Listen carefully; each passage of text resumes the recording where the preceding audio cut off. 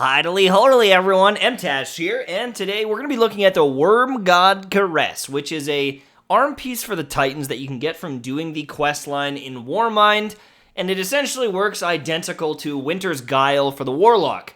Essentially, you punch things and you do more damage. Additional kills also extend the duration, so even if there's a large gap between you punching something and finding the next enemy to punch, you can still keep that damage buff, and you can keep this thing going pretty much indefinitely depending on the situation. As you can see, I'm punching enemies, and you see the Burning Fists is stacking up on the left side 3 times, 4 times, and maxing out eventually at the 5 times mark, allowing you to do some tremendous damage on these enemies. Now, if the enemy's at a range, there's probably not a lot of sense running up towards it and punching it.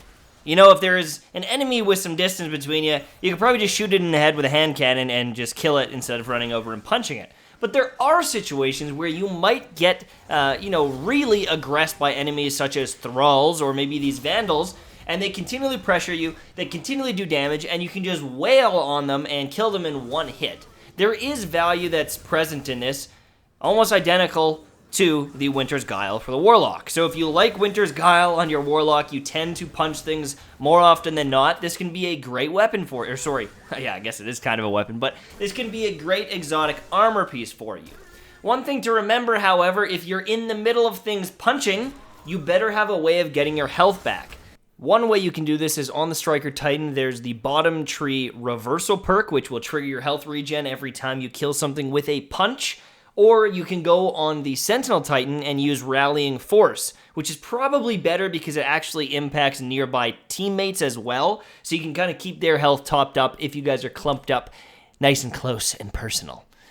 Also, from what I could tell, it didn't really have any impact on your shield bash or shoulder charge or anything, so you can't stack up and then go dive in the middle of a bunch of yellow health bar enemies with a shoulder charge and kill them all with 5 times the damage kind of thing.